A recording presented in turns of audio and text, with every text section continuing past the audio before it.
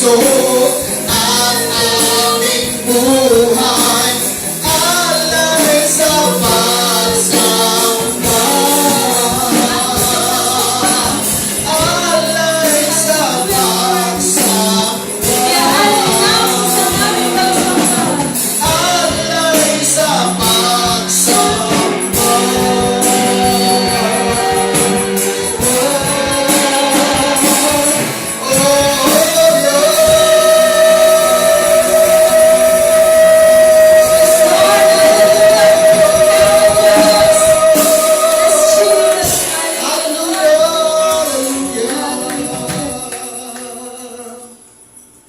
Purihin ka aming Panginoon sa iyong kabutihan at sa iyong kadakilaan, aming Diyos.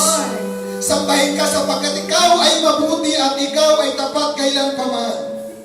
Ikaw noon, ngayon at magpakailanman, hindi nagbabago at hindi nagkukulang.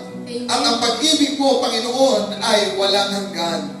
Purihin ang iyong dakilang pangalan na aming Panginoon. Ikaw, Panginoon, ay mabuti at ikaw ay tapat. Kaya nararapat kang paglingkuran, nararapat kang pasalamatan, nararapat kang Panginoong itanghal, itaas, lukalatin, dakilain, sapagkat ikaw ay mabuti. Salamat, Panginoon, sa iyong kadakilaan sa aming buhay. Yes, Lord. Iniligtas mo kami kahit hindi kami karapat-dapat. Pinatawad mo kami kahit hindi kami kaibig-ibig, inibig mo kami, Panginoon. Salamat po sa iyong kabutihan at kadakilaan. Panginoon, pagpalain mo po ang bawat kapatiran namin na nasa kanilang tahanan. Katagpuin niyo po ang kanilang pong mga pangangailangan sa pangalan ni Jesus. Ang nangangailangan ng kagalingan, bigyan niyo po ng kagalingan. Sa lahat ng may karamdaman sa pangalan ni Jesus, tanggapin niyo po ang kagalingan na nagmumula sa pangalan ng ating Panginoong Jesucristo. At lahat po, Panginoon, ang nangangailangan, Panginoon, ng kalakasan.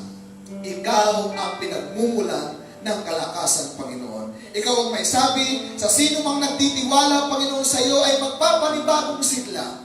Ang katulad niya, Panginoon, ay isang agila lilipad ng mataas. Hindi mababagot, sapagkat sa presensya mo, Panginoon, may kalakasan, may kagalakan, may kapayapaan. In your presence, Lord, indeed, there is fullness of joy. And in your right hand, Lord God, there are pleasures forevermore. And thank you so much, Lord, in your presence, Lord, in this place. Thank you so much, Lord. Bawat tahanan, Panginoon, ay mayroong pong simbahan. Sapagkat kung nasaan ang iyong mga anak, yun po, Panginoon, ang simbahan. Kami po, Panginoon, ng church. And that is why, Lord, we bless you.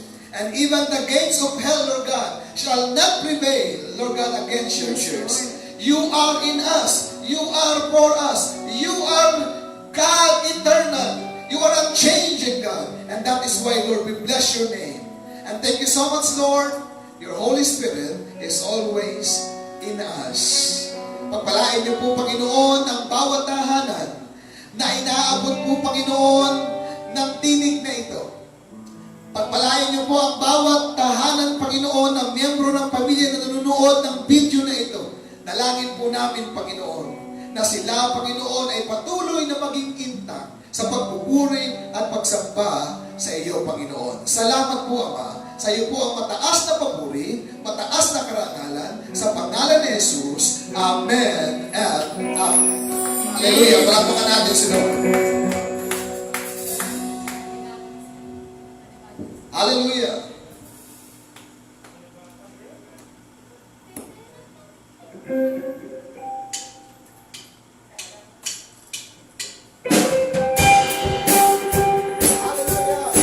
Bless your name, Lord.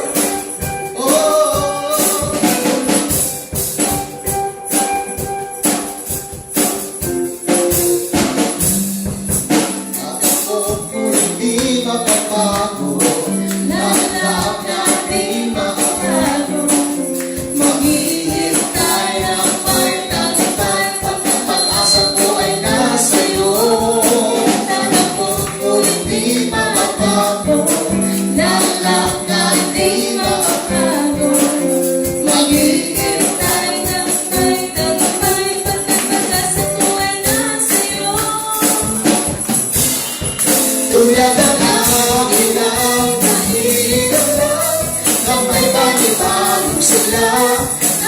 ay agin lang, mahihilang lang, ang may panibagong sigla. Ikaw ang nagtutulak sa akin, sa'y bawat kapagirang nagkakain. O Diyos, purihin ka ng panibagong sigla. Hallelujah! Tatakbo! Kristo!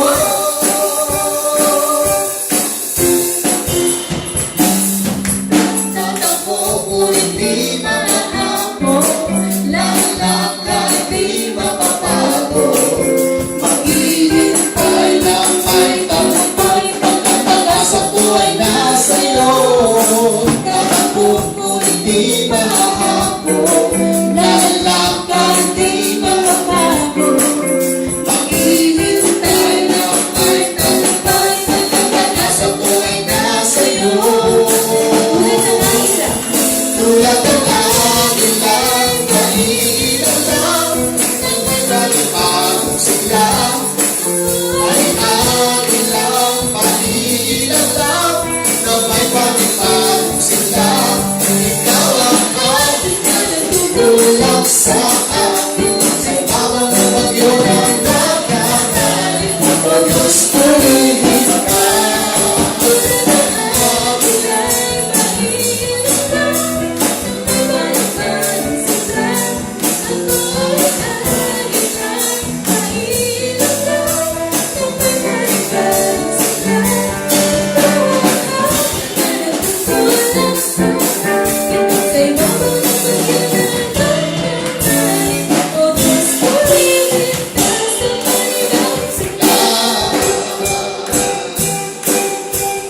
Diyos, purihin ka sa panibagong sigla. O Diyos, purihin ka sa panibagong sigla. Hallelujah! Bless your name, Lord.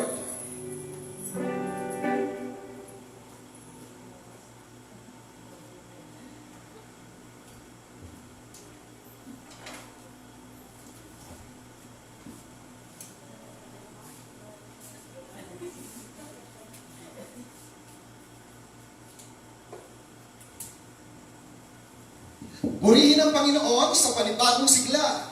Purihin ang Panginoon sa panibagong umaga. Purihin ang Panginoon sapagkat siya ay dakila at mabuti magpakailanman. Purihin ang Panginoon sapagkat kayo nandiyan kasama namin na pupuri sa Panginoon sa umagang ito. Sapagkat ang Diyos ay karapat-dapat papurihan, karapat-dapat parangalan, at karapat-dapat na paglingkuran. Kaya po tayo ay nabubuhay upang purihin ang ating Diyos na buhay. Sabi nga po ng Biblia, sa awit 34, Psalms 34, beginning verse 1, I will bless the Lord at all times, and His praise shall be continually be in my mouth.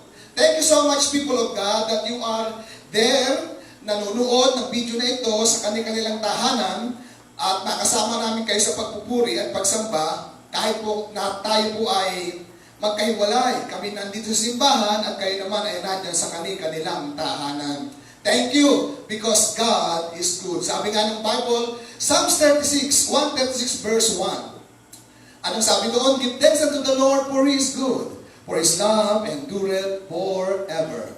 Purihin ang Panginoon ng pasalamatan, sapagkat ang pag-ibig niya ay magpasawalang hanggan. Panibagong umaga, panibagong buhay, panibagong pag-asa, sapagkat alam natin ang Diyos ang may kontrol ng lahat ng bagay, kaya dapat lamang tayo ay magpuri at magpasalamat sa ating Panginoon. Handa na po ba kayo na makinig ng salita ng Diyos? Kung handa na kayo, magsabi po kayo ng malakas na amen.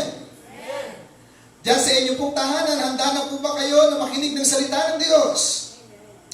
Ang Panginoon ay laging nakahanda na tayo pagpalain. Dapat ang ating mga puso ay handa sa pakikinig ng salita ng Diyos. Ano ang dapat natin gawin para tayo maging handa? Buksan natin sa pamamagitan ng banal na Espiritu at sa tulong niya, sa ating panalangin, buksan ng Diyos ang ating isip at ang ating puso upang maintindihan natin ang kanyang salita. We need to be ready, we need to be receptive, and after that, we need to respond properly according to the Word of God. So today, our topic is Thank God for all of you. Thank God for all of you. Ulitin natin, our topic for today is all about thank God for all of you. Ano ba sa Tagalog yan? Salamat sa Diyos sa inyong lahat. Parang nagpapaalam, ano? Hindi po ito nagpapaalam. Ito po yung pagpapasalamat. Making our leaders grateful or thankful. Making our leaders grateful. Lesson from the life of Apostle Paul and the Thessalonian Church. Again, ulitin natin, napaka-importante po kasi ng title. Ito po kasi yung pinakang summary ng ating pag-uusapan ngayong pong umaga. Thank God for all of you, making our leaders grateful or thankful. Lesson from the life of Apostle Paul and the Thessalonian Church. The Thessalonian Church. So yan po ang ating pag-uusapan ngayong umaga. Si Pablo ay talaga naman pong grateful, thankful, punong-puno po siya ng pagpapasalamat, unang-una doon sa mga book ng Philippians at doon sa tinatawag natin sa Thessalonians. At yan ang ating pag-uusapan ngayong umaga. Kung kayo ay mayroong Biblia sa inyong tahanan, makipagbukas po kayo. Buksan po natin sa 1 Thessalonians chapter 1, beginning verse 1 to 10. 1 Thessalonians chapter 1, beginning verse 1 to 10. And allow me to read an ESV translation, English Standard Version. Ito po ang sabi ng salita ng Panginoon. Paul, Silvanus, and Timothy. So, ito po yung mga lingkod ng Panginoon, si Pablo, si Silvanus o Silas, and Timothy, to the church of the Thessalonians in God. Take note, yung daw pong simbahan doon sa Thessalonica ay nasa Diyos, in God, the Father, and the Lord Jesus Christ. At ano ang kanyang sinasabi dito? Grace to you and peace. Sumainyo ang biyaya at ang kapayapaan ng Panginoon. Verse 2. Ang sabi niya, we give thanks to God always for all of you, constantly mentioning you in our prayers. Remembering before our God and Father your work of faith and labor of love and steadfastness of hope and our Lord Jesus Christ. Verse 4. For we know, brothers, loved by God, that He has chosen you. Verse 5. Bakit alam ni Pablo? Because our gospel came to you not only in word, but also in power and in the Holy Spirit, and in full conviction, you know what kind of men we proved to be among you for your sake. Verse 6. And you became imitators, followers of us, and of the Lord, for you received the word in much affliction, troubles, with joy of the Holy Spirit, so that you became an example to all the believers in Macedonia and in Achaia. Verse 8. For not only has the word of the Lord sounded forth from you in Macedonia and Achaia, but your faith in God has gone forth everywhere, so that we need not to say anything. Grabe yung nangyari sa kanila, ano po? Verse 9. For they themselves report concerning us the kind of reception we had among you, and how you turned to God from idols to serve the living and true God. Verse 10. And wait for the Son from heaven, whom He raised from the dead, Jesus, who delivered us from the wrath to come. And may the Lord add a blessing upon the reading of His word, and God's people said, Amen and Amen. Again, just in case nalimutan niyo ang ating pag-aaralan from this text, our passage, thank God for all of you, making our leaders grateful, thankful. Lesson from the life of Apostle Paul and the Thessalonian Church. Again, counting background, ito po'y sinulat ni Pablo. Kasama si Silvanus, si Silas, at si Timoteo. Sinulat sa mga tiga-Thessalonica na bagong-bago palang simbahan. At dahil po sa pagsubok, persecution, at tinatawag po natin kahirapan, si Pablo ay umalis doon sa Thessaloniki o Thessalonica. Ano po? At pumunta siya doon sa Athens na tinatawag natin sa Corinto during that time.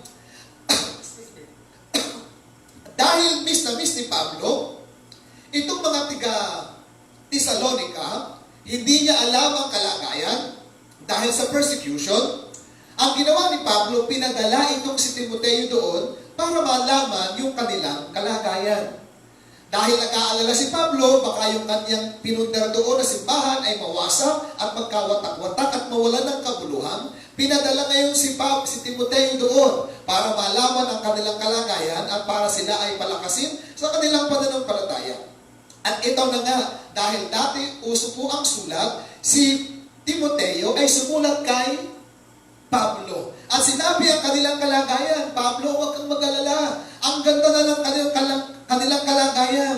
Kahit sila ay may pagsubok, sila ay nagpapatuloy. Kahit maraming kahirapan sa buhay, sila ay naglilingkod sa Diyos. Kahit na marami pong tinatawag na bighati at tinatawag na dalamhati because of persecution, talaga namang ang kanilang pananampalataya ay lumalago. Kaya ang sabi ni Pablo, kayo mga taga-Tesalonica, kayo ang aming reward at kayo ang aming kagalakan. Yun ang sabi ni Pablo. At kaya si Pablo ay nagpapasalamat sa mga taga-Tesalonica. Yan yung counting background doon. Now, tingnan po natin dito na si Pablo po ay very grateful, thankful.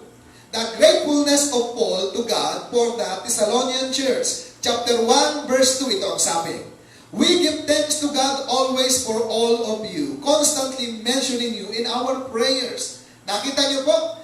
We give thanks to God always for all of you. Kaya diyan po natin kinuha yung ating title, Thank God for all of you.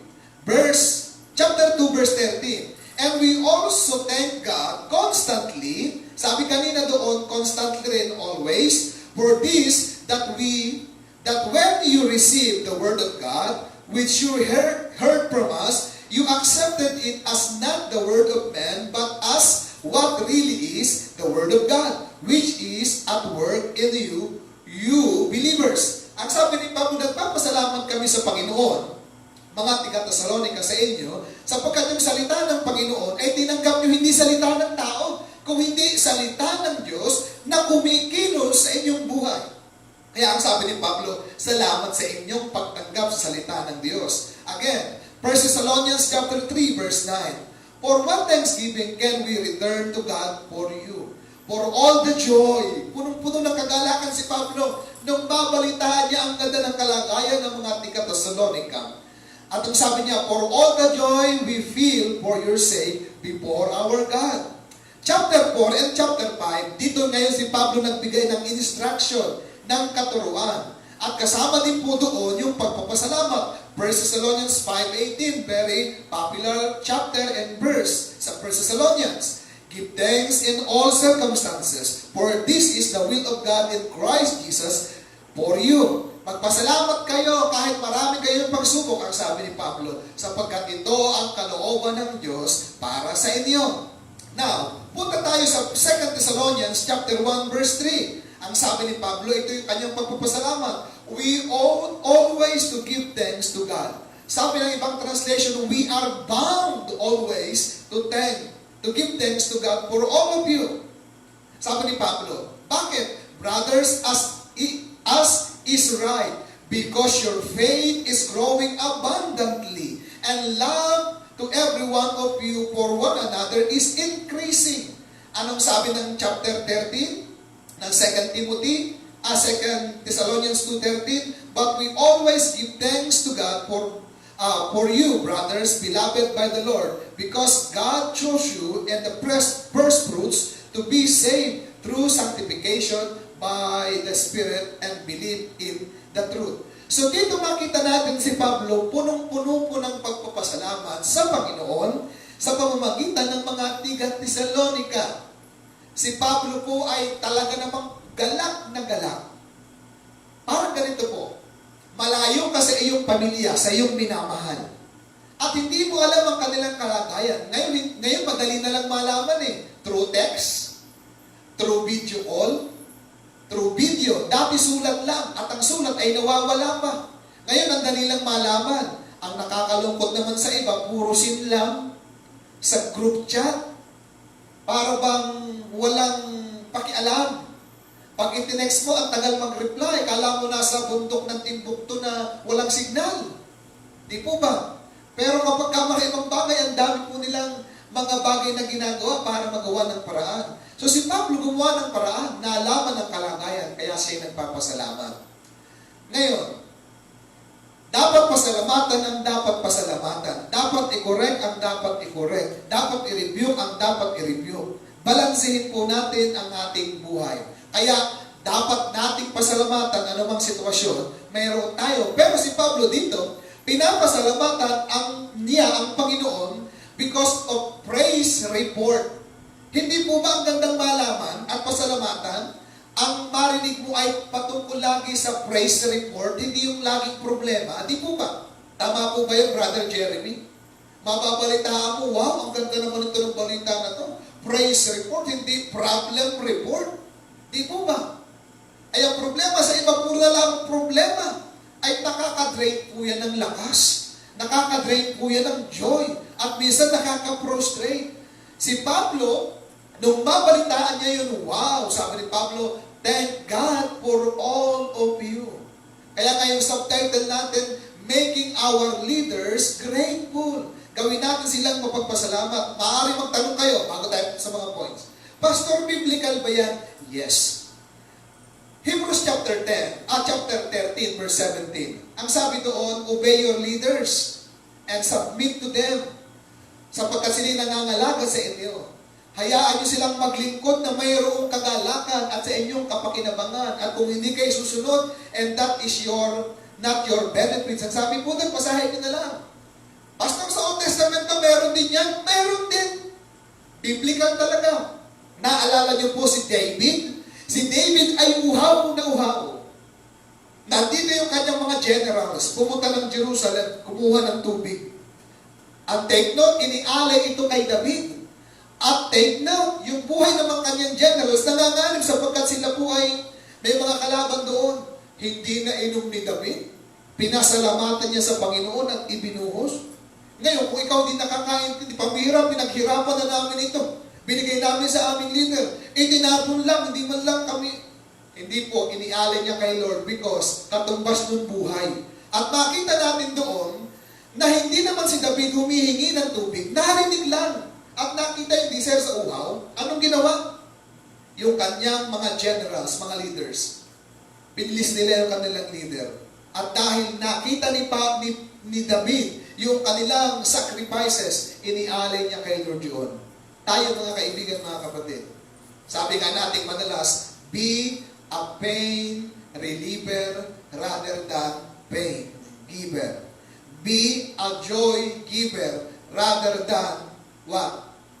Burden giver. Sana tayo maging i-alleviate natin yung pag-aanin natin, yung buhay ng iba.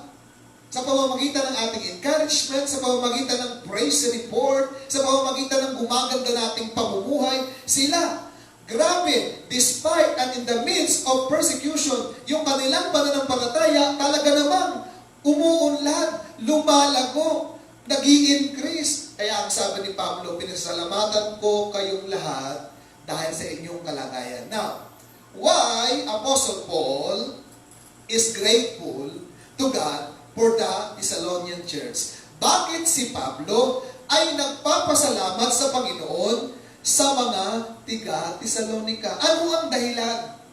At least there are 3 reasons. Ngayon lang muna, kasi ang haba nito eh. At least, for now, there are 3 reasons why Paul is grateful to God for the Thessalonian church. And what are these? Number 1, Paul is grateful to God, to the Thessalonian church, because they are chosen by God. Si Pablo ay nagpapasalamat sa Panginoon sa mga tiga-Thessalonica sapagkat sila ay pinili ng Diyos. Alam niyo po itong doctrine of election, of choosing, very po ito, pinatawag natin extremely controversial for some. Nasa Bible yung word na election na yan. Ano iba pa magsasabi, Pastor, kung ang Diyos ay may pinili, meron din ba siyang hindi pinili? Hindi ko po titingnan muna yung ganung bagay, isa-isang bagay natin pupuntahan yan. Ang tingnan natin yung pinili ng Diyos. Di po ba? Ngayon ang tanong, paano naalaman ni Pablo na yung mga tiga-Tesalonica ay pinili ng Diyos. Kaya pinasasalamatan eh. Ikaw kapatid, paano mo malaman na ikaw ay pinili ng Diyos? Tingnan natin sa talata ng Biblia. 1 Thessalonians chapter 1 verse 4. We know, alam ni Pablo, alam ni Silvanus, ni Silas, and alam ni Timoteo. Sabi niya, for we know, brothers, generic, brothers and sisters, loved by God, minamahal ng Diyos, that He has chosen you. Bakit alam? Verse 5, because our gospel came to you not only in word, but also in power and in Holy Spirit and with full conviction.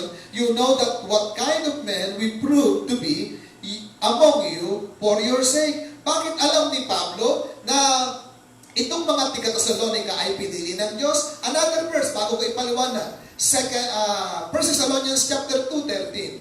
We also thank God constantly for this, that when you receive the Word of God, take yung word na yun, when you receive the Word of God, which you heard from us, narinig nyo sa amin, you accepted it not as the Word of men, but as what is really is, the Word of God, which is at work in you believers. 1 Thessalonians chapter 2 verse 1. For you yourselves know, brothers, that our coming to you was not in vain.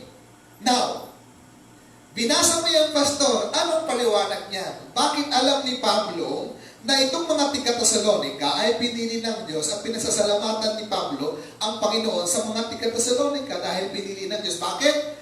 Balikan natin yung talata ng una. Alam niya sapagkat yung salita ng Panginoon na ipinangaral sa mga tiga-Tesalonica ay nagkaroon ng bunga. Bakit niya alam nagkaroon ng bunga? Nagkaroon ng tinatawag na conviction. Ipakita mo ngayon, Ate Juby. They were convicted by the Holy Spirit through the preaching of the gospel. Sabi ng talata ulit, because our gospel came to you not only in word but also in power and in the Holy Spirit with full conviction. Verse 6b, for you received the word in much affliction with the joy of the Holy Spirit.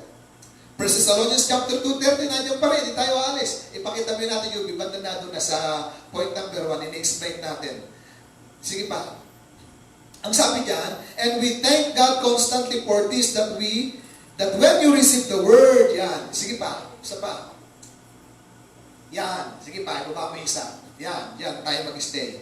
When you receive the word of God, which you heard from us, you accepted it as not the word of man, but as it really is the Word of God, which is at work in you, believers. Bakit alam ni Pablo na pinili ng Diyos ang mga tiga-Tesalonica? Alam ni Pablo sapagkat nung nangaral si Pablo, nakonvict sila sa kanilang kasalanan. Tinanggap nila ang salita ng Diyos. Ano pa? Kumilos ang banal na Espiritu sa kanilang buhay. Kahit na mayroong kalungkutan, mayroong persecution, mayroong kabigatian, punong-puno sila ng kagalakan, and that is the work of the Holy Spirit. Now, kapatid, malalaman mong ikaw ay pinili ng Diyos na kapag tinanggap mo yung kanyang salita, bilang salita ng Diyos, hindi salita ng tao. Ikaw ay nakonbikta dahil alam mo ikaw'y makasalanan, parang ikaw ay nananalamin sa salita ng Panginoon.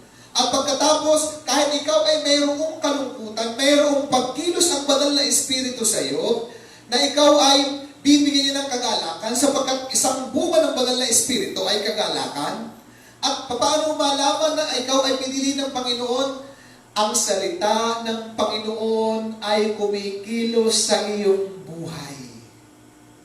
Mayroong tinatawag na cause and effect. Nang tinanggap mong salita ng Panginoon, kumikilos ang banal na Espiritu sa iyo, ikaw ay nakukumbik sa iyong kasalanan. Na kahit ikaw ay mayroong kalungkutan, may gawa ang banal na Espiritu sa iyo, ikaw ay binibigyan ng kagalakan. Na kahit ikaw ay mayroong matinding pagsubok, ang salita ng Diyos ay kumikilos sa iyong buhay. Tanongin kita, kapatid, iyaan ba ay nararanasan mo? Kasi kung hindi, baka ikaw ay hindi pinili ng Diyos, baka ikaw ay sympathizer lamang. Ano yung sympathizer? Sisimba lang ako dahil ako inimbitahan. Sisimba lang ako sapagkat si nanay, si tatay, abay mga leader sa simbahan. Baka naman nakakaya, baka kung ano masabi ng mga nakapaligid. Hindi po ganon. Dapat alam na alam mo sa iyong sarili, you are convicted by the Holy Spirit. Kapag narinig mo yung salita ng Panginoon, di ba sabi ng Bible, do not harden your heart. Huwag mong patigasin ng iyong puso. Ano pa? Tinatanggap mo ito bilang salita ng Diyos na nagbibigay at nagbibigay ng katuwiran sa atin, nagtutuwid sa ating likong pamuhay. At diyan po ay may pagkilos ng banal na Espiritu. Diyan nalaman ni Pablo na sila ay pinili ng Diyos. Yung iba po, punta ng simbahan, pero dapat inaalam natin na tayo nga ba ay pinili ng Panginoon. Sabi nga ng 2 Corinthians chapter 5 verse 13, Aba, examine your faith, whether you are in the faith or not. Kung ikaw talaga ay may born again o hindi, sapagkat si Kristo ang may sabi sa Matthew 7, 21, 22, 23, hindi lahat ng tumatawag sa akin, Panginoon, Panginoon, ay makakapasok sa kaharian ng aking Ama doon sa langit. Sino makakapasok? Kung hindi yun lamang tumutupad ng kalooban ng aking Amang nasa langit. Mga ngatuwira sila sa huling araw. Di ba Panginoon kami nangaral ng iyong mga salita? Ba preacher? Di ba Panginoon kami ng palayas ng mga ng demonyo? Deliverance ministry. Di ba Panginoon kami ng pahayag prophecy? Aba mga propeta. Anong sabi ng Panginoon? Lumayo kayo sa akin, hindi ko kayo kilala. I never knew you. Depart from me. Sabi ng Panginoon, I never knew you. Hindi ko kayo kilala. Pag sinabi hindi kilala, wala kayong connection, wala kayong kaugnayan sa akin. Yun ang sabi ng Panginoon. Take note, ang kausap ng Panginoon doon sa Matthew 7, 21, 22, 23, aba mga religious leader, alam ang salita ng Panginoon. Pero yung salita ng Diyos sa kanila, walang epekto. Alam by head, but by heart, walang pagbabago. Nakita niyo po? Marami pong tao alam ang salita ng Panginoon by head, pero walang transformation sa kanilang buhay. Be very careful. Be very careful, people of God. That is why we need always to be immersed sa salita po ng Diyos, maging babad tayo sa salita ng Panginoon. Our life must be guided, properly guided by the Word of God. Sapagkat marami nagtuturo ng salita rin ng Panginoon, aba, tinitwist, pinipilipit, para lamang tumugma sa kanilang kagustuhan, para lamang tumugma sa kanilang katuruan. Hindi po, dapat po tayo ang sumusunod sa salita ng Panginoon, hindi po yung salita ng Diyos ang dapat sumunod sa atin. Kaya po pag ipinapangaral po natin ang salita ng Panginoon, dapat po ito ay mayroong katapatan. Si Pablo ganun ang ginawa. Kaya nga si Pablo pagdating sa 1 Corinthians chapter 2, nangaral siya hindi dahil sa mga magagandang mga pananalita. Pinangaral niya, we preach nothing but Christ in Him crucified, ang sabi ni Pablo.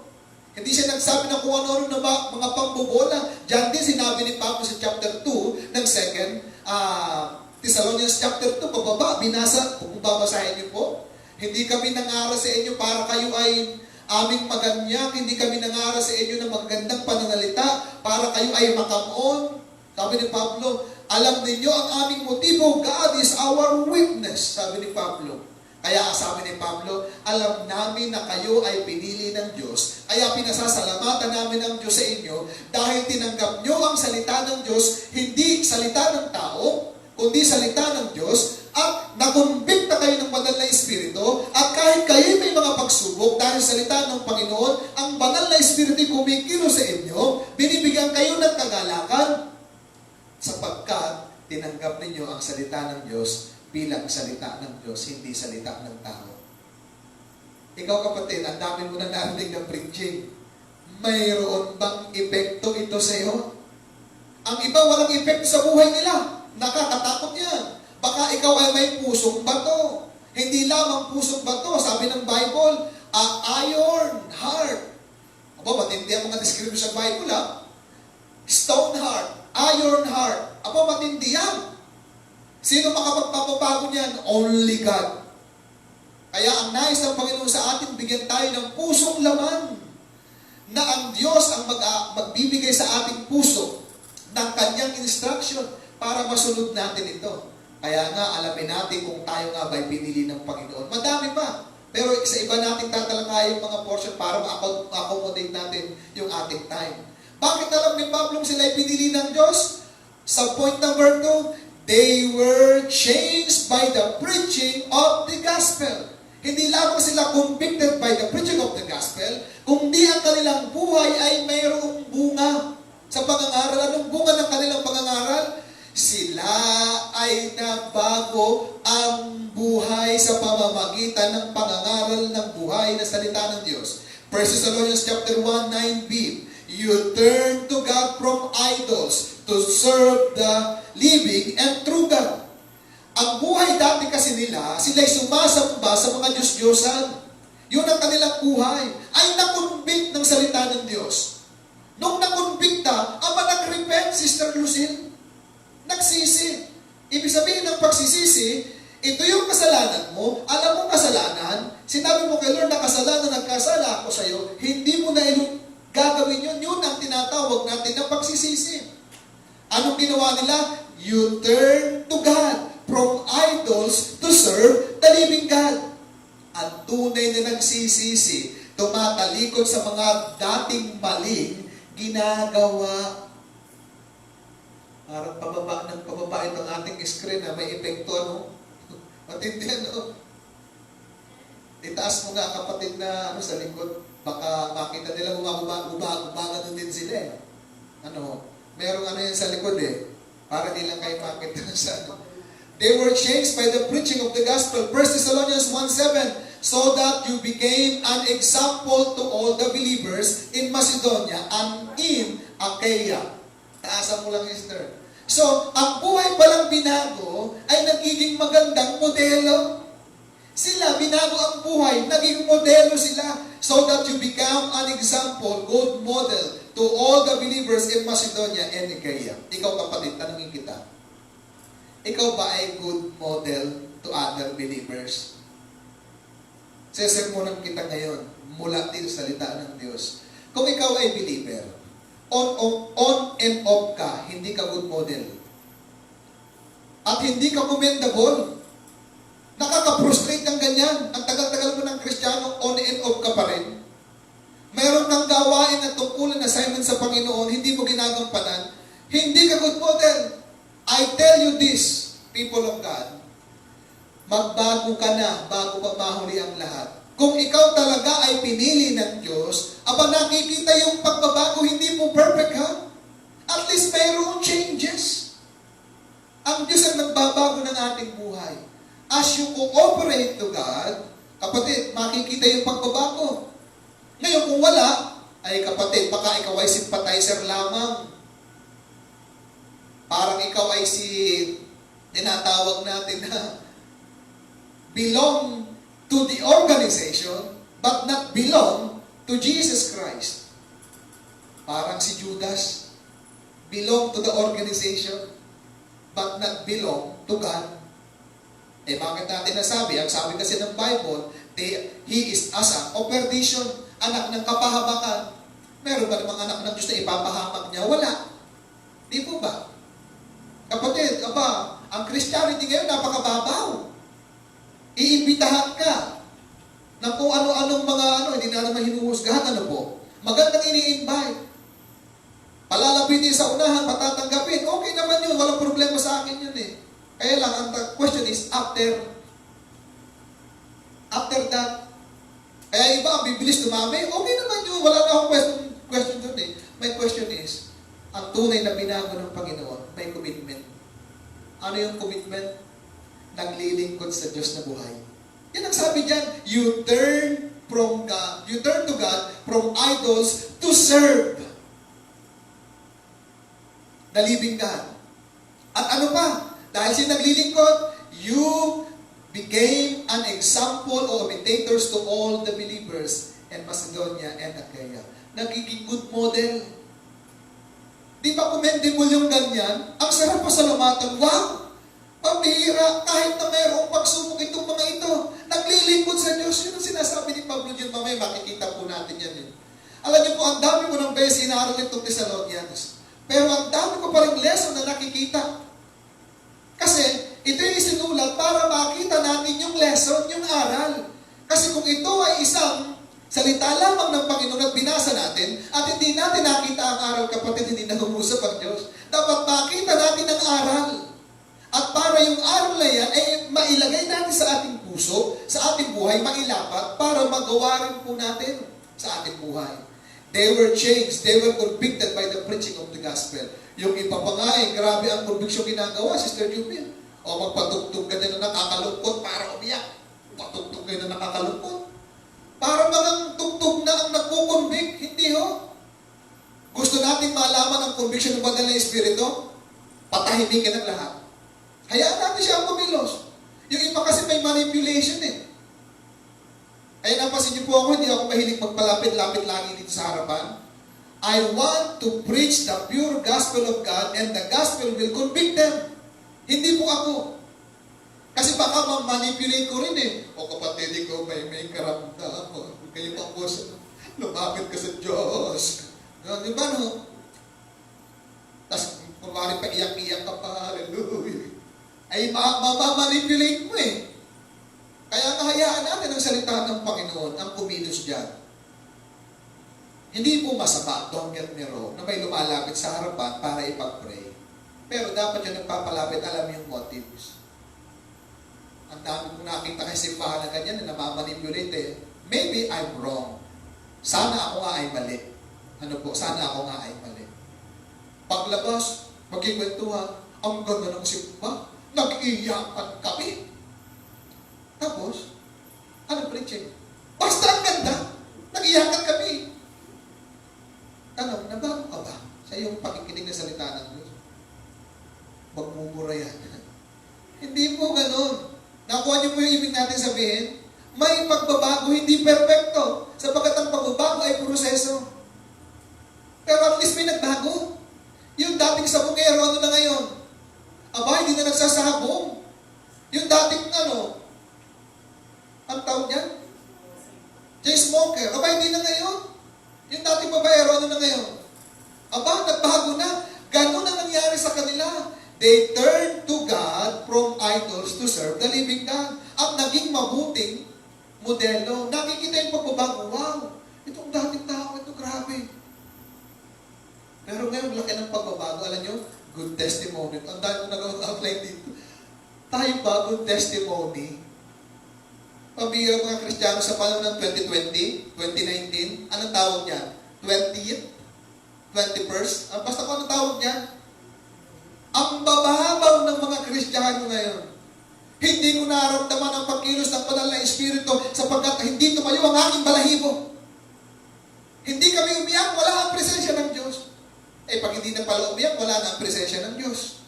Pag hindi na pala tumayo ang balahibo at nagtuluan ng uhog, wala na pala ang presensya ng Diyos. Hindi po nakukuha sa ganun yun eh. Walang nagtumbahan, wala ang presensya ng Diyos. Kahit tumba ka ng tumba dyan, wala na nagbabago sa iyo. Kapatid, ang pagbabago ay doon sa kapangyarihan ng salita ng Diyos. Psalms 19. Kalimutan ko na yung talata doon. Ang sabi doon, the law of the Lord is perfect, converting the soul, nakapagpapabago ng buhay ng isang tao. And that is the power of the gospel. Sabi nga ni Pablo sa Romans 1:16, for I am not ashamed of the gospel of God, for it is the power of God unto salvation, first to the Jew, second to those who believe, first to the Jew, and second to the Gentiles. Kasi sino mang maniniwala, kapangyarihan ng Diyos. Kaya huwag natin kahiya ang mabuting balita. Kaya itong mga taga-Thessalonica, pinasasalamatan ni Pablo sapagkat sila ay pinili ng Diyos. Bakit alam na pinili ng Diyos? Na kumbikta ng salita ng Diyos. At ano pa? Nagkaroon ng pagbabago. At pangatlo, they were concerned for the lost. 1 Thessalonians 1:8. Sabi doon, and because of you, Thessalonians, sabi ni Pablo, the Lord's message has spread everywhere in those regions. Now, the news of your faith in God is known all over the world. Nabalitaan ng buong mundo, and we don't have to say anything about it. Wala na kaming kailangan sabihin pa dito, grabe. Kayo popular na popular. Bakit? Sapagkat kayo ay concerned sa mga hindi pa nakakilala kay Lord, nangaral, nag-evangelize, ibinahagi ang salita ng Diyos. Kapatid, dito, bababawan na lang natin. Kisimplehan natin. Alam mo sa iyong sarili kung ikaw ay pinili ng Diyos. Simple lang. Nag-share ka ba ng gospel to the lost? Mayroon ka bang malasakit sa hindi pa nakakakilala sa Panginoon at inaakay mo sila kay Kristo sa pamamagitan ng salita ng Diyos? Kung wala kang ganyan, kapatid, questionable ang pagiging Kristiyano mo. Baka ikay Kristiyano lamang sa puso, pero sa puso ay hindi. Sinasabi mong born again ka dahil yung magulang may born again na rin. Ano yan? Package? Hindi po. Hindi yung Lazada. Oh, may patalastas pa. Hindi po yung gano'n. Hindi po package. Kilanlin mo ang Panginoon bilang tagapagligtas ng iyong buhay. Isuko mo ang iyong sarili sa Panginoon. At makikita yung pagbabago. Ito po ang pagbabago nakita. Grabe. Sila po ay nakilala because they are concerned for the lost. Kaya sabi ni Pablo, di ba, ang sarap pasalamatan ng ganyan, di ba, Brother Jeremy? Pambira. Take note. Sila Pablo, wala doon. Kahit walang literal nagsasabi, mag-devotion na kayo, ginagawa. O mag-evangelize na kayo, ginagawa. Kahit walang nagsasabi. Ano po ang point? Mayroon silang pagkukusa, initiative. Ay ibang simbahan, grabe ng ginagawang mga pamamaraan para lamang ma-develop ang mga Kristiyano, ma-disciple, hindi nagdadadalo. Pero frustrating yan. Kaya minsan naiisip ko talagang totoo nga yung sinabi ng aking mentor. Pag nakikita ko yung ibang mga simbahan, mayroon talagang right pastor to the right congregation. Kaya minsan mag-iisip ko bilang pastor din. Ako kaya, dito sa simbahan na to, I am the right pastor for the congregation or not? Kayo nakakaalam niyan. O are you right for the baliktad? O maybe I'm wrong. Maybe you are wrong. O sino kaya? Kaya, kung ang pastor, lagi na lang napuprustrate, ay baka yung mga simbahan, mga kapatiran dyan, ay hindi katulad ng mga tiga-Tesalonica. Walang pagbabago Itong mga tiga-Tesalonica, grabe ang mga pagbabagong nangyari sa kanila. O sige nga, ilagay lang natin sa ating konteksto sa ating panahon ngayon. Mayroon kang inaasahan sa simbahan na dapat gumawa, hindi ginawa. Nakakatuwa o hindi? At tingin nyo, nakakatuwa, hindi? O sa inyong tahanan na lang, punta tayo sa inyong tahanan para makita nyo. Ang dami mong anak, 10. Sabihin natin, 10 ang iyong anak. Nagtatrabaho ka. Pag uwi mo na sa tahanan, alam mo may nagligpit na ng hinugasan. Ng hinugasan? Ng pinagkainan. Pagdating mo walang hugas, nakakatuwa o nakaka-frustrate? Nakaka-frustrate yan. O sabihin natin, hindi na 10 yung anak, 3 na lang. Walang gumagawa doon. Nakakatuwa o hindi? Hindi nakakatuwa. Si Pablo tuwang-tuwa. In the absence of him, ni Pablo, grabe nung mabalitaan, grabe, tuwang-tuwa si Pablo. Panginoon, salamat po sa mga tiga-Tesalonica na sila'y pinili mo, na kumbikta sila, na bago ang buhay, concern sa lost. Kaya grabe, sabi ni Pablo, alam niyo ba mga tiga-Tesalonica, you are my crown and my joy. Kayo ang aking gantimpala at kagalangan. Kung baka sabi ni Pablo, wow! Sabi ni Pablo, hindi na sayang ang aming pagpapagal sa inyo. Take note, ang kanilang kalagayan, they are under persecution during those times. And yet, they are growing. They are maturing. Kung baga sa panahon natin ngayon, despite of the pandemic, mayroon pa isa, makadami yata, pandemic. Grabe ang mga Word for the World Christian Fellowship, nagdi-devotion, kahit hindi i-check. Nagdi-devotion ng live, kahit hindi sinasabihan. Nagdadadalo, kahit hindi sinasabihan. Tanongin kita, kapatid, ganyan ka ba? Kasi kung ganyan ka, thank God. Kung hindi ka, ganyan.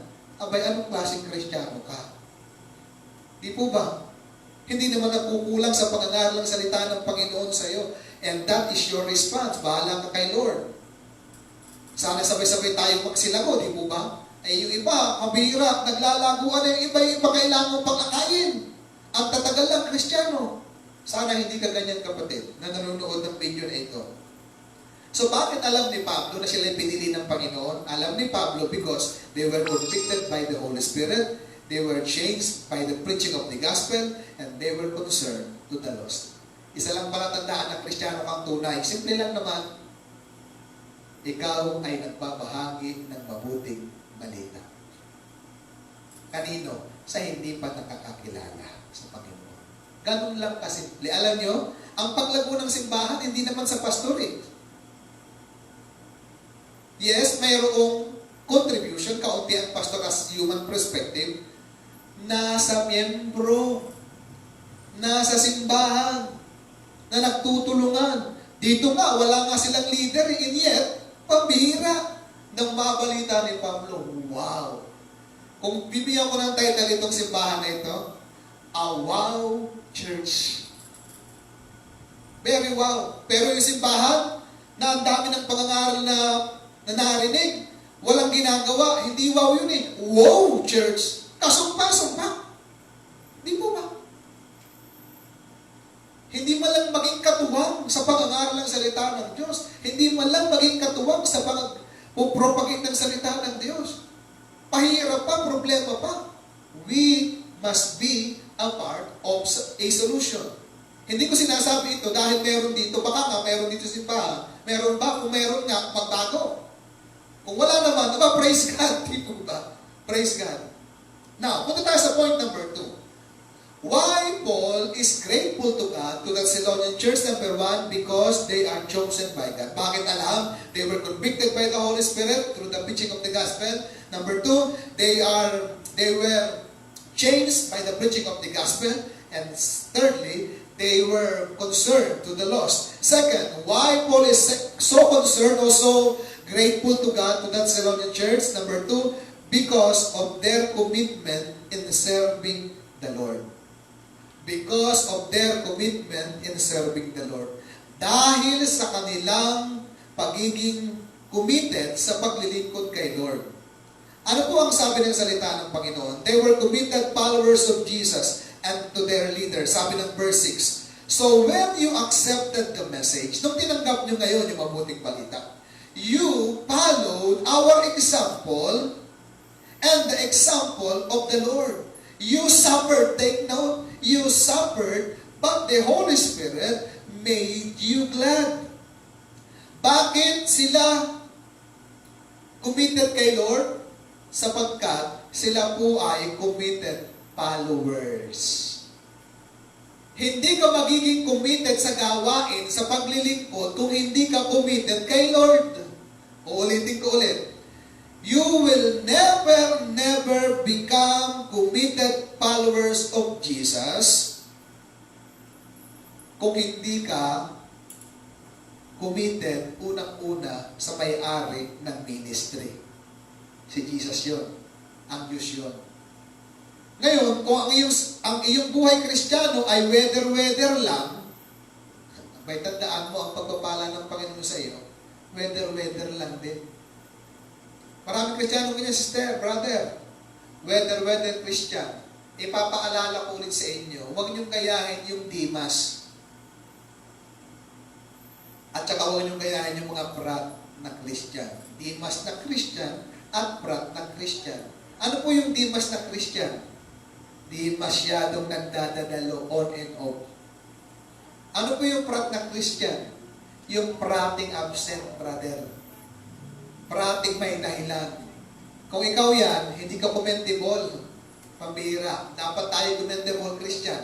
Sabi ni Pablo, they were committed followers. Sinunod nila ang Panginoon at sinunod nila yung kanilang leaders. Wow, very commendable Christian. Ito yung pinapasalamatan ni Pablo sa kanila, sa Panginoon, na sila ay sumunod sa Panginoon at sumunod sa kanilang leader. Take note, even kahit hindi nila nakikita ang kanilang leader. Ang nakakalungkot pa minsan, alam niyo ba, Sister Yubi, Sister Lucille, minsan ang pastor ginagawa pang panakot. Ginagawa pa na ako. Ayan na si Pastor. Ano ang tingin niyo sa Pastor? Monster? Hindi yun. Take note. Sabi ng Bible, ano sabi ng Bible? Gawin nyo ang lahat, may nakakakita man o wala, gawin nyo sa Panginoon ng buong puso. And that is work ethics. Dapat yan ang work ethics ng maraming Kristiyano. I-appreciate man ako, nakikita man ako o hindi, gagawin ko ito sapagkat ginagawa ko ito sa Panginoon. And that is, tinatawag natin commitment, may nakakakita o wala. Ano ba ang sabi ng Romans chapter 12, verse 11? Sa God's Word translation, don't be lazy in showing your devotion. Use your energy to serve the Lord. Gusto niyo bang lumago ang simbahan? Sumunod sa Panginoon, sumunod sa leaders. Di po ba, brother? Di po ba, sister? Pagkasabi nga sa iyong katabi, committed follower ka ba ni Jesus? O committed ka na? Naging narrow na. Hindi na nagkaroon ng commitment sa Panginoon. Take note, commitment, it means to say, you will do it even you are unconformable. That is commitment. Ulitin natin, commitment is, gagawin ko ang isang bagay kahit hindi ka komportable. That is commitment. Kasi ang commitment ng iba, okay, gagawin ko yan. Kailan? When I am convenient. Hindi po yung commitment. Ang lagi ko naaalala ng commitment, yung konduktor. Noong mga panahon pa na ang dami sumasakay sa bus system, ay yung konduktor ay laging nakikipagsiksika. Minsan nahuhulog, naiiwan, tumatakbo, pawis na pawis. Nagbibigay ng ticket. Sabi, ba't ka ba lagi nakikipagsiksikan? Sabi ng maraming tao. Kasi ako ang konduktor. Nakita niyo ang commitment niya. Ang iba, ang commitment kapag ka-convenient eh. Yung mga commitment ng mga manggagawa natin simbahan na ito, na kumusta kaya? Ikaw kapatid, kumusta ka? Anong commitment mo kay Lord? Magkukumit ako kapag nakatapos na yung mga anak ko. Paano kung namatay ka na, hindi pa tapos yung anak mo, hindi wala kang commitment. Ang commitment laging ngayon, hindi kung kailan. Di ba? Kasi di mo hawak ang buhay mo. Life is short. Magkukumit ako kung kailan maganda na yung buhay ko. Paano kung bukas mamatay ka na? Hindi mo alam eh. Di ba sabi ng Bible, ang buhay natin ay para lamang hamog. O usok, nandyan. Maya-maya, wala. Sila po committed sa paglilingkod sa ating Panginoon. Bakit natin alam committed? Nangaral lang salita ng Diyos. Makita niyo po, binanggit natin kanina. At nabalitaan ng marami at ng buong mundo. Second, they were committed to serve the Lord. Remembering, sabi doon sa chapter 1:3, remembering before our God and Father, inaalala ni Pablo, your work of faith, labor of love, and steadfastness of hope, and our Lord Jesus Christ. Grabe yung kanilang paglilingkod. Balikan ulit natin, ipasok natin yung ating sarili sa kanilang konteksto. Sila ay nasa gitna ng persecution, ng pagsubok, ng kaguluhan. And yet, very committed sila kay Lord. Anong sabi? Remembering before our God and Father, your work of faith, take note, gumagawa silang may pananampalataya. Naglilingkod silang may pananampalataya. Naglilingkod sila ng may pag-ibig. At naglilingkod sila ng matyaga. Ang iba, konting problema lamang eh. Example lang ng problema ha. Nagka-problema sa bahay. Naku, hindi nadadalo yan. Nagka-problema lang sa girlfriend. Naku, hindi nadadalo yan. Napakababo naman ang pagkakristyano mo. Paano kung may ibang magsubok pa? Naku niyo mga kapatid, dapat kung maging committed muna tayo kay Lord. Bago tayo maging committed sa iba. Kasi kung committed tayo kay Lord, ang commitment sa iba madali lang. Kasi committed ka nga kay Lord na hindi mo nakikita, paano pa sa mga bagay na nakikita? Di po ba?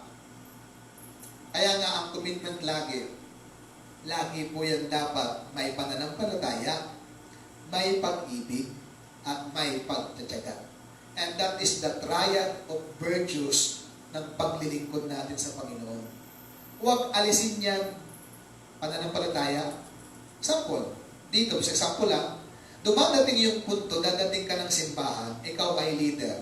Pakinggan nyo ito, kung leader, dati kayo magagawa ng simbahan. Kung ikaw naman ay attender lang ng simbahan, pakinggan mo rin. Dumarating yung punto, dahil pupunta ka ng simbahan, dadalawa na lang kayo, atin ng prayer meeting. Nakaka-discourage o hindi? Nakaka-discourage siya. Pero huwag ka ma-discourage dahil lamang doon. Ang iba namang katuwiran, hindi na lang kung pupunta, sila na lang doon. Ay hindi, dapat maging kabahagi ka din. Dapat yun po ba yung punto? Dapat po may pananampalataya. Manalangin pa, pray pa more. Encourage pa more. Dapat may pag-ibig. Paluin pa more. Kung hindi, patukan pa more. Kasi iba, dapat talagang binabatukan eh. Sorry sa word ha. That's exaggeration. Ibig lang sabihin natin, paluin. Kasi iba hindi makuha sa sabi. Mabuti pa yung ibang mga bata nakukuha sa tingin. Yung iba nilalakihan na ng mata, luluwa na yung mata. Wala pa eh. Di po ba? Walang sariling palo, ibig sabihin. Walang sariling kusa. Sila mayroon. At kung marami pang dapat gawin, tiyaga pa more. Sapagkat sa ministry, kailangan ng tiyagaan. Hindi tayo nasa ministry para tayo maging komportable. Tandaan nyo yan. Ulitin ko muli. Sister Juby, Sister Brother Jeremy, Brother Sherwin, Sister Lucille. Kami lang kasi nandito sa simbahan eh. And Brother, pangalan mo? Jonathan. Hindi kayo nasa ministry para maging komportable. Tandaan nyo yan. Sapagkat ang ministry, uncomfortable place. O sige nga, tumayo ka, isang leader, yung mga tao niya nakaganyan sa'yo. Napaka-uncomfortable niya. Di ba? Ano pa sabihin? Sintonado naman yung kakanta-kanta, pakala mo naman napakagaling kumanta. O papakinggan mo yan, ay discourage ka na. Di po ba?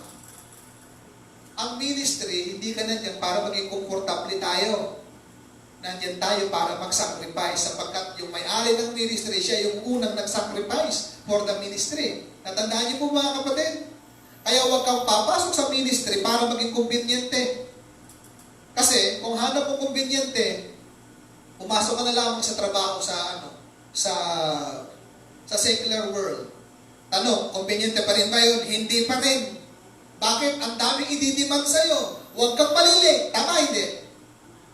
Tama. Ano pa? Ipasa mo agad yung requirements on time. Convenient ba yan? Hindi. Mapupuyat ka na eh. Ipipressure ka na eh. Ngayon, kung hindi ka nagpasa, bibigyan ka ng ilang 1, 2, 3. Tardiness. 1, 2, 3. Warning. 1, 2, 3. Kick out. Makita niyo yan?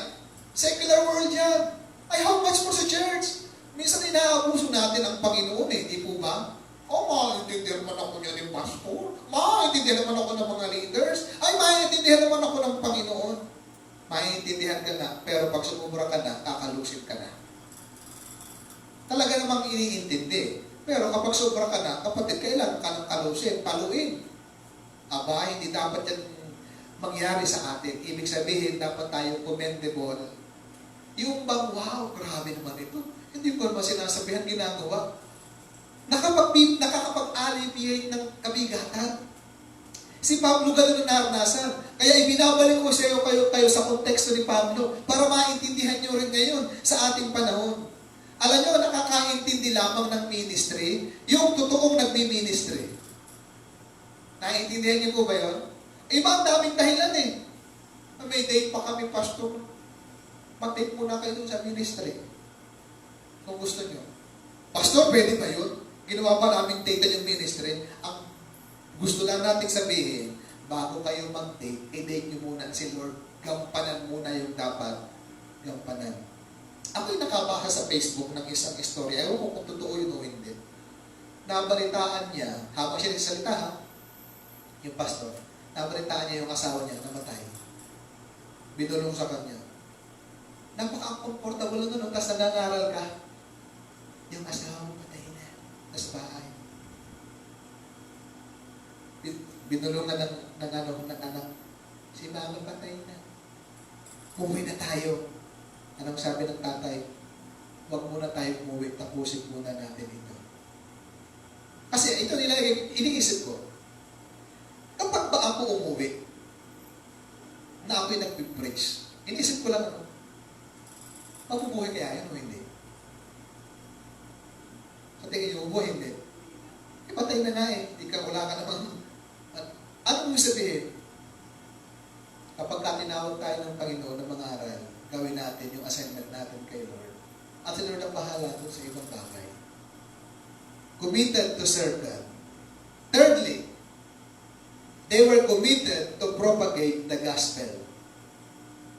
Verse 8 ng chapter 1. And because of you, the Lord's message has spread everywhere in those regions. Now, the news of your faith in God is known all over the world. And we don't have to say a thing about it. Wala kami ibang masabi pa sa gantuan. Yung inyo na mismong gawa, yung inyong commitment na mismo ang nagsasabi kung anong klaseng Kristiyano kayo. So madali palang malaman kung anong klaseng Kristiyano at anong klaseng simbahan yung isang simbahan sa pamamagitan ng mga Kristiyanong nandoon. Di po ba? Ano kaya klaseng simbahan itong Word for the Christian Fellowship, Bikutan? Ikaw na mismo ang magdidefine base sa iyong commitment. Di po ba? Ganito na lang. Bigyan ko kayo ng practical.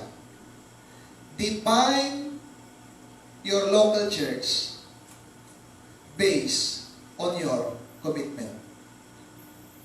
At makikita mo kung anong klaseng simbahan yung local church mo. Meron nga ako rin sa nabasang parang quotation yata yan. What kind of church, o Tagalog na lang, anong klaseng simbahan mayroon ako kung ako naman ay ganito? Ano yun? Nakuha niyo po mga kapatid? Anong klaseng simbahan mayroon ako kung ako naman ay ganito? Focus ko sa Facebook ko, hanapin ko. Tingnan niyo po. Base sa iyo, may define kung anong klaseng mayroong kang local church. Ngayon, kung on and off ka na Kristiyano, ay simbahan na yan, on and off na simbahan. Laging walang tao eh. Di ba ba? Ayan, hindi nagdidisipulo yung mga member na simbahan na yan. Ayan, simbahan na yan. Hindi nagdidisipulo yan. Ang daling i-define. Di po ba? Ay, yung mga simbahan, yung mga kapatiran yan, away ng away. Yung simbahan na yan, ang gulong simbahan. Di ba, daling i-define? Ay, simbahan na yan, ano yan? Nagmamahalan yan. Aba, may pagkakaisa yung simbahan na yan. Maka-attend nga dyan. Di ba ang ganda?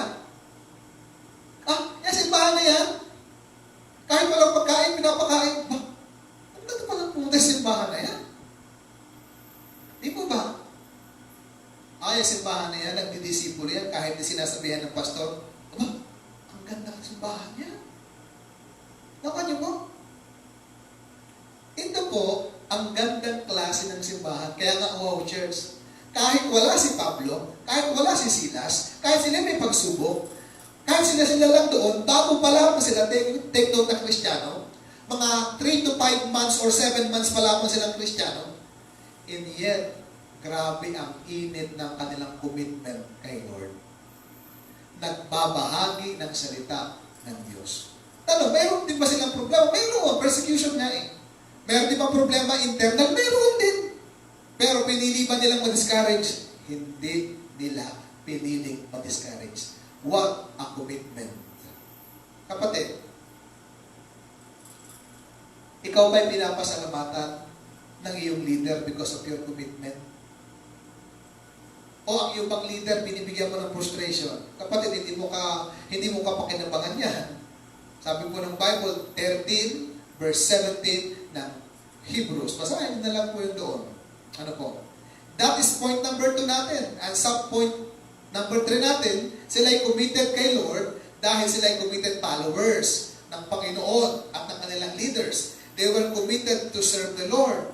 Na kahit may pagsubok, kahit mayroong kahirapan, kahit mayroong bigatin, naglilingkod. They were committed to propagate the gospel. Kahit wala nagsasabi sa kanila, sapagkat mahal nila ang Lord. Because to love the Lord our God is the heartbeat of our mission.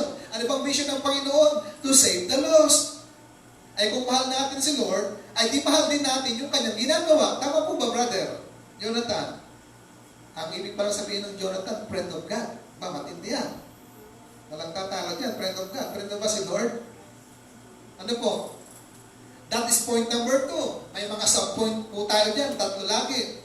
So now, punta tayo sa pangatlo. Why Apostle Paul is grateful to God to the Thessalonian church? Number 1, because they are chosen by God. Number 2, because they are committed to serve God in good times and in bad times. And thirdly, because because of their courage and consistency in serving the Lord. Number 3, because of their courage and consistency in serving the Lord.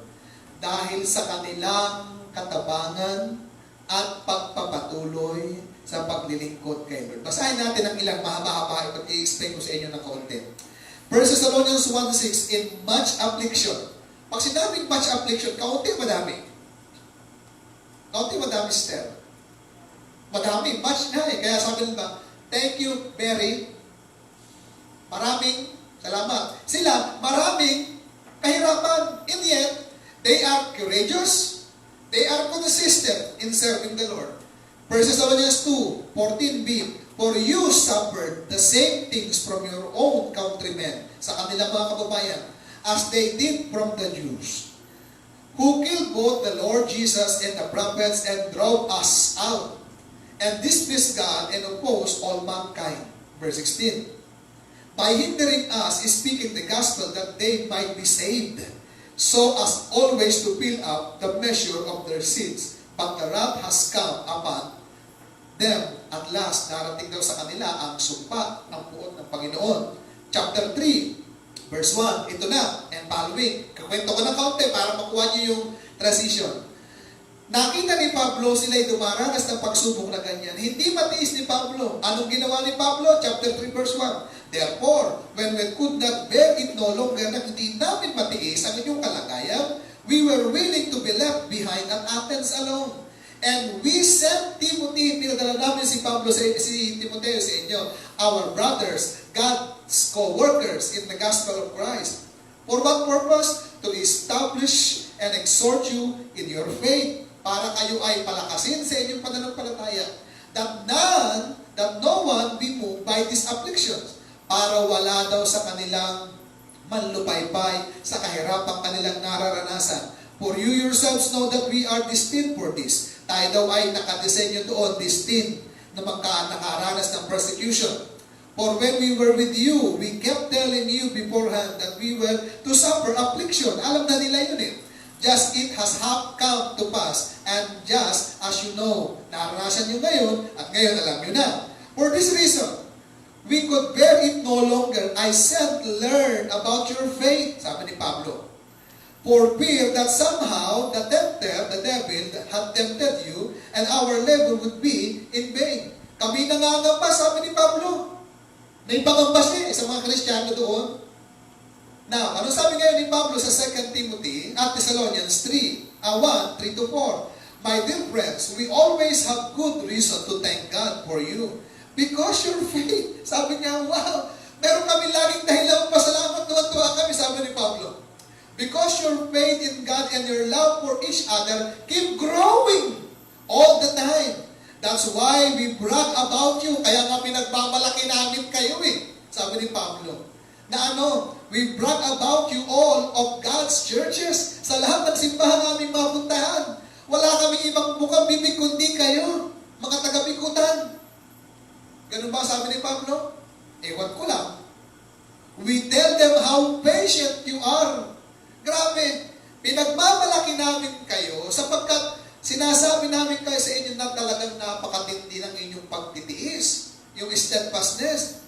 How you keep having faith, talaga namang Kinakapitan nyo ang inyong pananampalataya even though you are going through a lot of trouble and suffering. Sabi ni Pablo. Kaya nga po makita po natin dito, they were courageous and consistent. Sabi ni Pablo, pambihira, salamat hindi kayo sumusuko.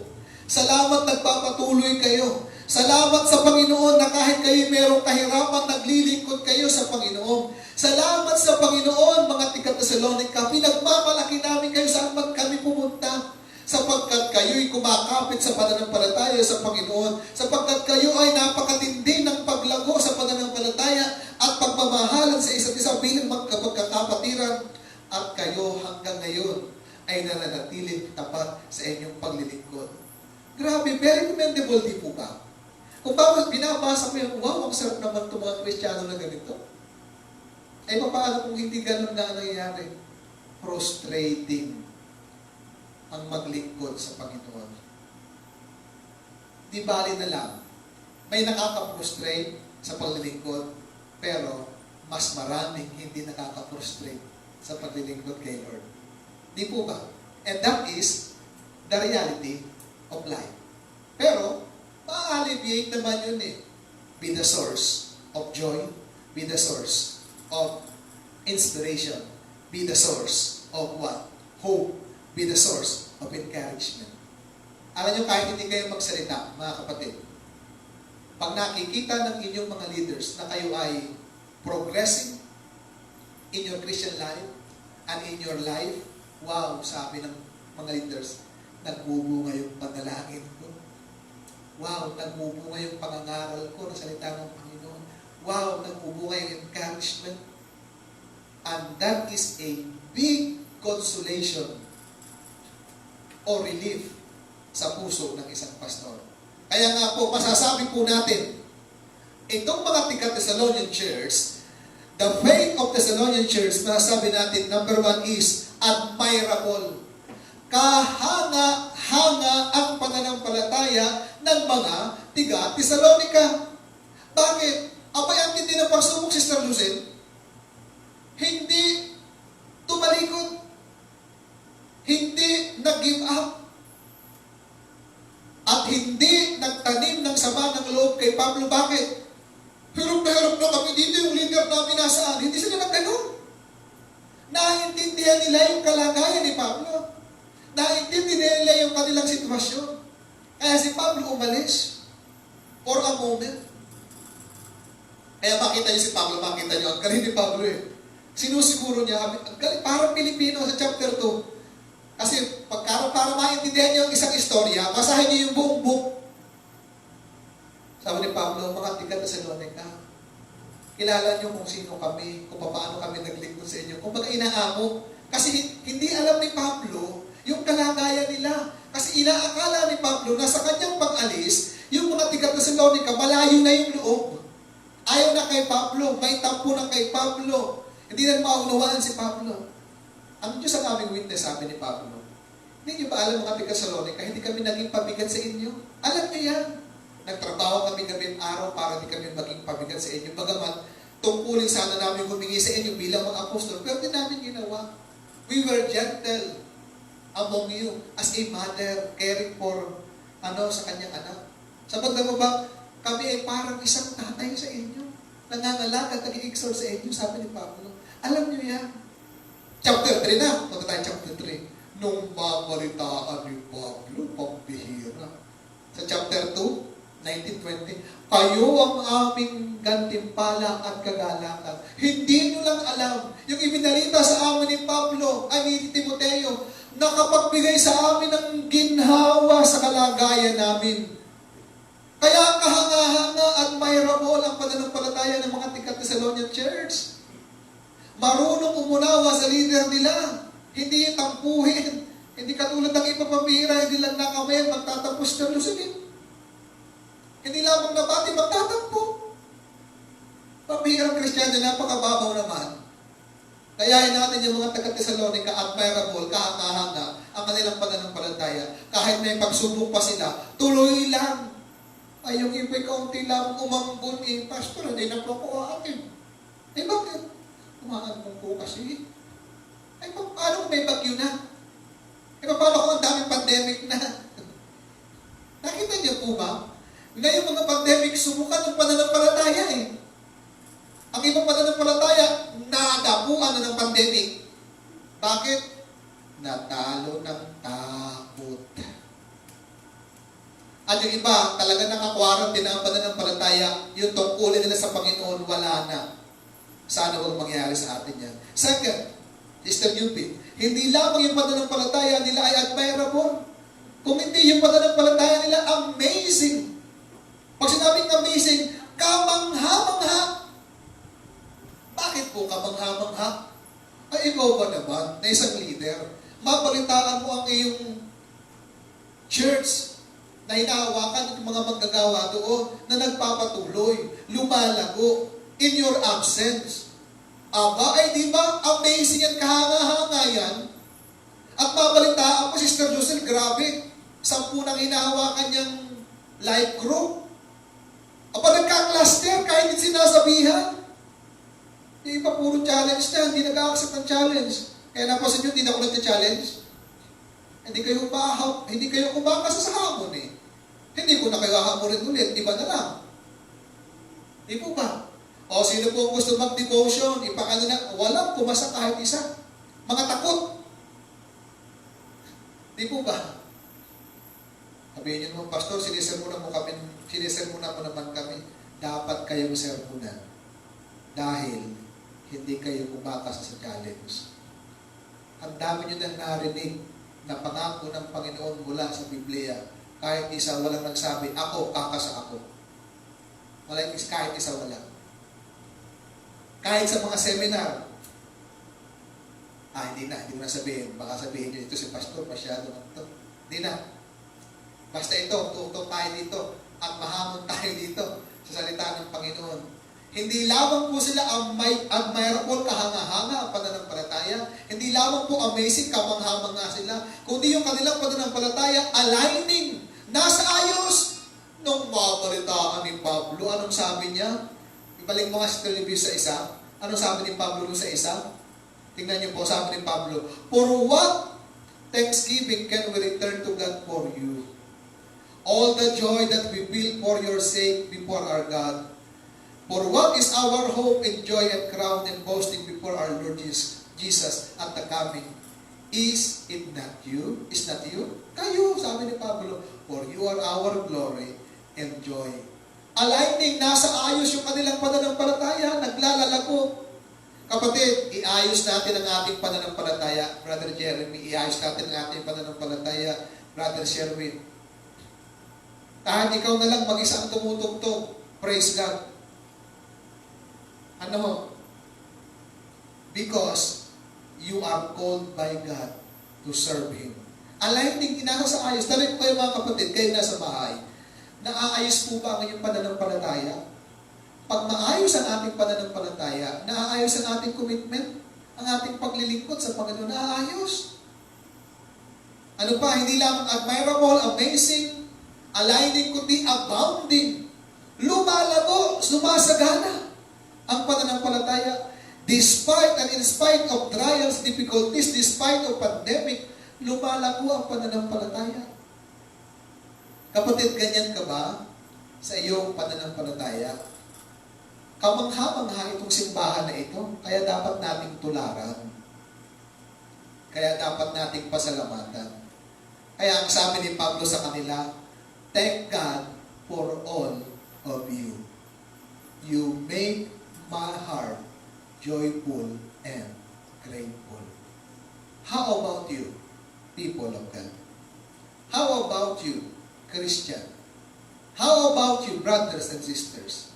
Are you an inspiration or expiration? Are you a pain giver or pain reliever? Are you a blessing or a burden? Are you a problem or a problem solution to the problem? People of God, you know who you are in the sight of God. Be the source of inspiration. Like the Thessalonian church, sabi ni Pablo, you are my crown and my joy. And paano ba namin pasalamatan ang Panginoon? Because of all of you. Kung sabi ni Pablo, wow, our effort in preaching the gospel, our coming to you is not in vain. What we have learned today, people of God, ano bang natutunan natin ngayong umagang ito sa ating pong pangangaral ng salita ng Diyos?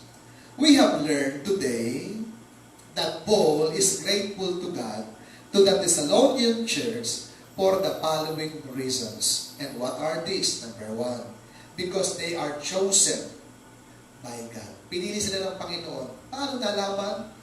They were convicted by the Holy Spirit. They were changed by the gospel, and they were concerned for the lost.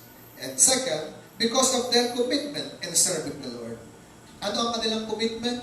They are committed followers of Jesus and their leaders. They are committed to propagate the gospel, and they are committed no matter what happened. And thirdly, because of their courage and consistency in serving the Lord. Ano ang kanilang ginawa? Bakit alam ni Pablo? They never give up. They are increasing. They are progressing in their Christian life. Kaya masabi natin that their faith is admirable, that their faith is amazing, that their faith is aligning, that their faith is what? Abounding. How about you? Are you chosen by God? How about you? Are you committed to serve God? How about you, people of God? Are you courageous and consistent in serving the Lord? Make our leaders grateful. Make everyone grateful to God. How can we apply this sermon in our personal life? Paano natin i-apply itong sermon na ito ngayong umaga, our preaching? Sa ating pamilya, sa ating buhay, sa ating opisina, paano natin i-apply? Kung ikaw ay nandyan sa iyong tahanan, inaayos mo ang pagiging miyembro ng iyong tahanan. Kung ikaw ay tatay, inaayos mo ang pagiging tatay. Kung ikaw ay nanay, inaayos mo ang pagiging nanay. Kung ikaw naman ay anak, inaayos mo ang pagiging anak. Ikaw ba nagiging source ng inspiration or not? If not, why not? Dapat maging source tayo ng inspiration. Are you committed or committed sa paglilingkod? Are you courageous and consistent in serving the Lord? Paano ba tayo makapagbigay ng inspiration sa iba? Paano? Ito kapatid, simple lang. Be committed to God. Second, be courageous and consistent in serving the Lord. And thirdly, be concerned for the propagation of the gospel. Tapatan natin, paglingkuran natin ang ating Panginoon sa pamamagitan ng mga ministeryo ipinagkatiwala niya sa atin. Tayo po ay manalangin sa Panginoon. Ama namin sa langit, maraming salamat po sa mga tiga-Thessalonica na bagamat sila ay nagdaranas ng matinding kahirapan, pagsubok sa buhay, sila po ay source of inspiration, source of encouragement. Kaya nga nasabi namin that their faith is admirable, that their faith is amazing, that their faith is aligning, that their faith is abounding. Help us, Lord, to be the source of inspiration. Help us, Lord, to be the source of joy. Help us, Lord, to be the source of encouragement. Lord, at mangyayari po yan kung kami ay committed sa inyo unang-una. Kung kami ay courageous and consistent sa paglilingkod sa inyo, sapagkat kami ay pinili mo. Ito ang pamantayan kung kami nga ay pinili ninyo, kung kami nga ay Kristiyanong tunay. We are committed to follow you, Lord Jesus, and to follow our leaders. We are courageous and consistent to serve you no matter what. We not give up because hindi ka hindi ka sumuko sa aming buhay. Pagpalain niyo po ang bawat isa na nanonood ng video na ito. Pagpalain mo siya at patuloy siyang mahamon ng iyong salita at magbago makunbig ng iyong buhay na salita. Sapagkat, Panginoon, our design is to be an encouragement. Our design is to be the source of inspiration. Our design, Lord God, is to be committed. And if not, Lord God, maybe we are not chosen by you. If you are chosen by God, people of God, be committed. Be the source of inspiration. Be the source of joy. And be Christ-like in our conversation, our character, and our conduct. Father God, sa iyo lang po ang papuri. Sa iyo po ang pasasalamat. Sa tanging pangalan ni Jesus na aming Panginoon, lahat po ng source ng inspiration, ng joy, encouragement, and hope, say Amen. Amen and Amen. Palakpakan po natin ang ating Panginoon at tatago tayo sa ating offering.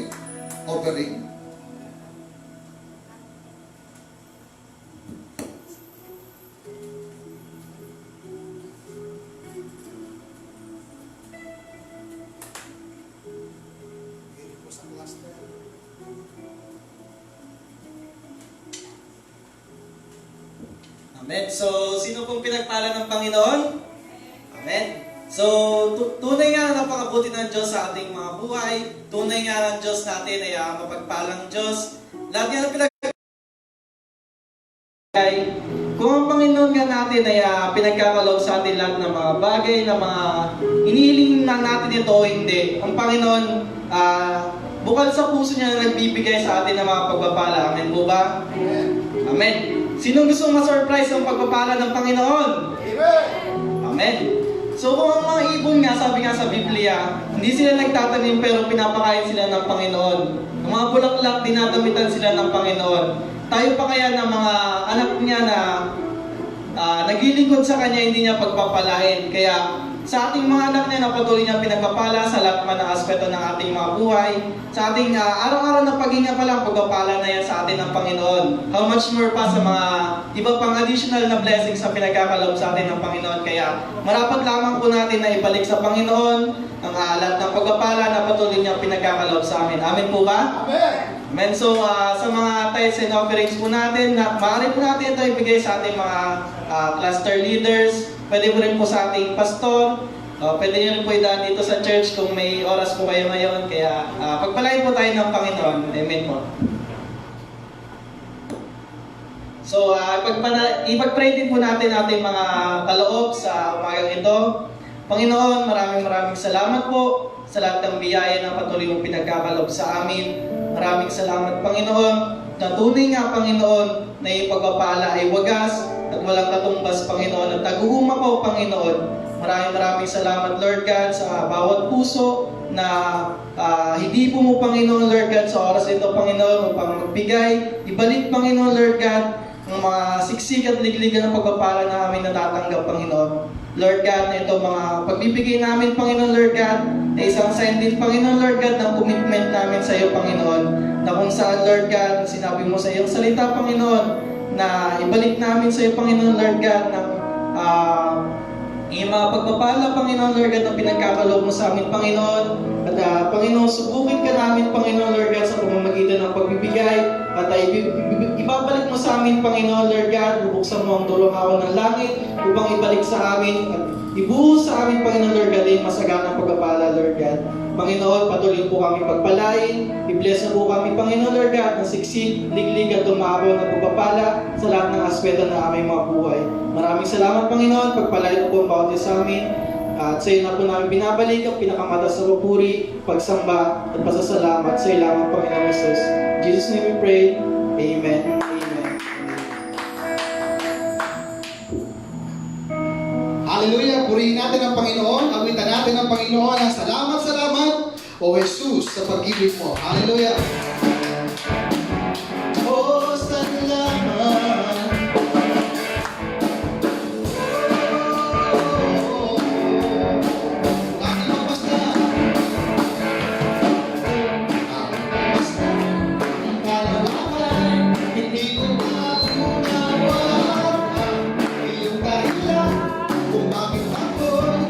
Hindi mo pinalagaan, hindi mo kaya isipin, hindi mo kaya sukatin. Ang pag-ibig mo, Jesus, ay binigay sa akin. Salamat, salamat, hallelujah. Salamat, salamat, O Jesus, sa pag-ibig mo. Walang iba, walang ibang nagmamahal sa akin na katulad mo. Salamat, salamat, salamat, salamat, O Jesus, sa pag-ibig mo. Ako'y magsasaya sa piling mo. May magsubok man, hallelujah. May pagsubukan ang kabiguan, ako ay may lalapitan. Ikaw, Jesus, ang aming sandigan, di mo ako mapapalayo. Ayaw isipin, Hindi ko kayang isipin, hindi ko kayang sulatin. ang pag-ibig mo, Jesus, ang pag-ibig mo, Jesus, na iyong binigay. Salamat, salamat, hallelujah. Salamat, salamat, O Jesus, sa pag-ibig mo. Walang ibang nagmamahal sa akin na katulad mo. Salamat, salamat, O Jesus, sa pag-ibig mo. Ako'y magsasaya sa piling mo. Buhay ko na purihin ka. Buhay ko na purihin ka. Buhay ko na sa'yo'y sumamba. Wala kang ibang nanaisip pa, kundi pasalamatan ka, buhay. Buhay ko na purihin ka. Buhay ko na sa'yo'y sumamba. Wala kang ibang nanaisip pa, kundi pasalamatan ka. Salamat, salamat, salamat, O Jesus, sa pag-ibig mo. Walang iba, walang ibang nagmahal sa akin na katulad mo. Salamat, salamat, salamat, salamat, O Jesus, sa pag-ibig mo. Ako'y magsasaya, magsasaya, ako'y magsasaya. Ako'y magsasaya, ako'y magsasaya, ako'y magsasaya sa piling mo.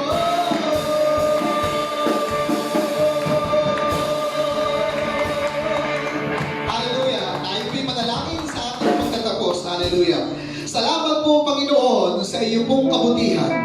Tulungan mo kaming maging joy giver. Tulungan niyo kaming maging source of inspiration. Tulungan mo kami, Panginoon, maging solution. At tulungan mo po, Panginoon, kami ay magbigay ng pag-asa sa bawat isa, Panginoon. Katulad po ng mga Tigatassalonica, Panginoon, na pinasalamatan ni Pablo. Tulungan mo rin po kami, Panginoon, na ang ibang tao ay magpapasalamat sa iyo sa pamamagitan ng aming mga buhay na binago ninyo, sa aming mga buhay na committed sa inyo, sa aming mga buhay, Panginoon, na courageous and consistent sa paglilingkod sa iyo. Sa wakas, mga kapatid, dapat maging laman ng inyong isip ang mga bagay na kapuri-puri, kaibig-ibig, kagalang-galang. Isagawa ninyo ang inyong narinig at natutunan at tinanggap sa araw na ito. At kung magkagayon sa inyo ang Diyos na nagbibigay ng kapayapaan. Sa Diyos Ama ang papuri, sa Anak at sa Banal na Espiritu Santo, humayo tayong may pag-asa, may pag-ibig, at humayo tayong may kapangyarihan ng Panginoon. Saan man tayo nandoon, parangalan natin ang Diyos sa ating pananalita, sa ating pag-uugali, at sa ating mga gawa. Kay Kristo lamang ang kapurihan, ngayon at magpakailanman, at ang lahat ng Diyos na pinagpala niya ay magsabi ng malakas na Amen. Amen and Amen and Amen. Hallelujah. God bless you. See you again this coming Sunday, Solid Day of Gloria. To God alone be all the glory. Amen and Amen.